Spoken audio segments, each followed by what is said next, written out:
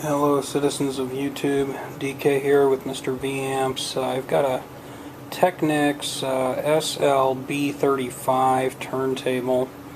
Got this one at auction. It's pretty cool because it's got a mechanism here by which it auto detects the size of your record. When I got it, it didn't work, but there wasn't a lot keeping it from working. The belt had perished and turned into nothing, so I found a belt in my pile of things that seems to work fine, but it was missing all of the cables on the back. See, so I'll just flip it up here. On the back there is the power cable, which is an industry standard type power cable similar to what's found on some inkjet printers and boom boxes and the like. And then we have this contraption over here, which is your left and right audio, normal everyday RCAs. And then the third one, I had to figure out what that was. It seems like a pin from the RCA without the collar. Fits in there real good. So I fabricated something out of AV cables. So I've got my, right channel and left channel, and then my earth ground. I can plug that in there. If I can line it up. There we go. So that works there. I'm happy with that. The stylus on this looks good, and then on the other end of the AV cables, since most of our turntables just have a thumb screw to tie it down, we just bared the wire and tinned it so it won't fray. So we got cables on it, we've got power, it does spin, the automagic mechanism does work. I got the lid fixed. It looks like the stylus is good, so let's take this, hook it up to a stereo, and take it for a maiden voyage, and we'll see how this thing works. It's still dirty. That'll be our last step before we put it up for sale. Okay, so this turntable has the strobe wheel. So once you decide what speed your record is, you can adjust the, you can adjust your speed so it's right. So I have it at 45 RPM. I've got a 7-inch polka record on there that probably nobody's ever heard of. Put the cueing in the down position, and then I should just be able to press start, and this thing will automatically detect my record size and start playing, so hopefully we won't get a horrible, awful disaster here.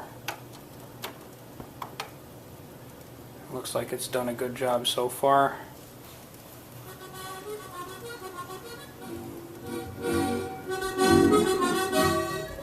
And I have ample sound from both the left and right channel. I don't know what song this is. This is just from a box of polka records that I got at an auction. But I figured if we were going to play something, that everybody knows, then we'd be in big trouble with copyright police. So far we're doing good. It's detected that we have a 45 RPM record. Let me use the cueing lift here. That sounds fine. I don't hear any audio artifacts or anything, so let's go to the end of our record.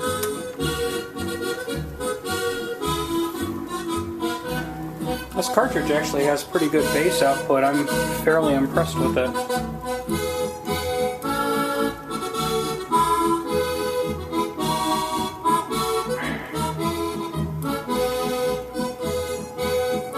I should have pushed this a little bit farther because I'm sure y'all are really loving the music. There we go.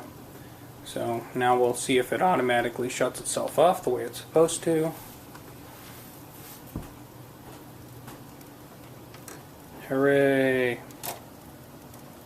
And should shut off. And it does. Okay, so that's working pretty well. Now I'll want to check out a record of a different size. I have a 10-inch record here. That's the only size I haven't tested. I know it would work on 12 and 7. And this is actually the first time I've heard it play. This is a 33 RPM record, so we'll have to readjust our speed on our stroboscope here. So we'll lift our cue, just tip it over so it turns on, and then we'll set 33 here.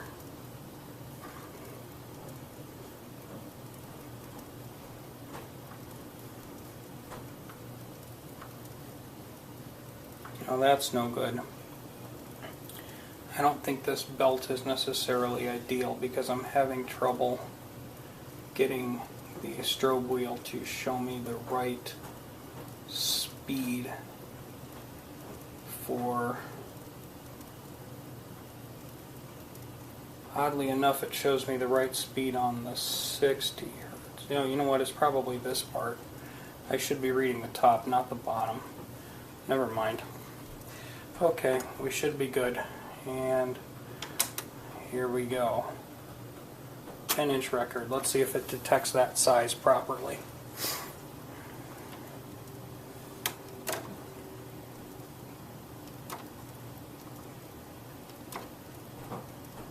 No. It guessed that as a 7-inch record as opposed to a 10. That may just be a function of the unit. I didn't know if it automatically could detect 10 inches or not. I suppose you could always do those manually, and in 33 and 45 speeds they're not that common. So, okay. So let's try a 12-inch record and see what we have. Actually, let's see what it does if there's no record. If it's smart enough to know not to hit anything if there's no record.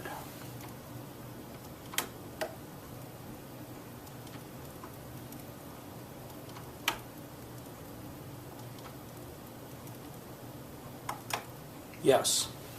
So it recognizes that there's no record. So that's just fine. So it won't accidentally try to play. And here's some worn out polka record of some sort that's a 12-inch record. Let's try that.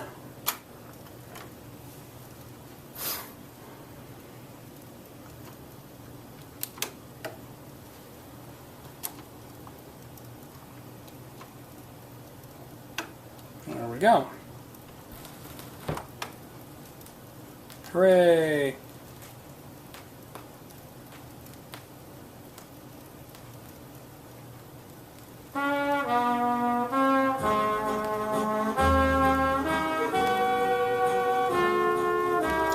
So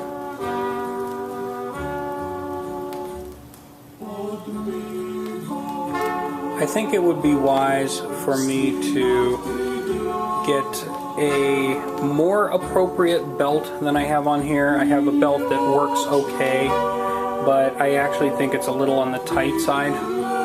So I'd like to get the appropriate belt at this point, and then we should be able to put this up for sale because all of the functions work just fine.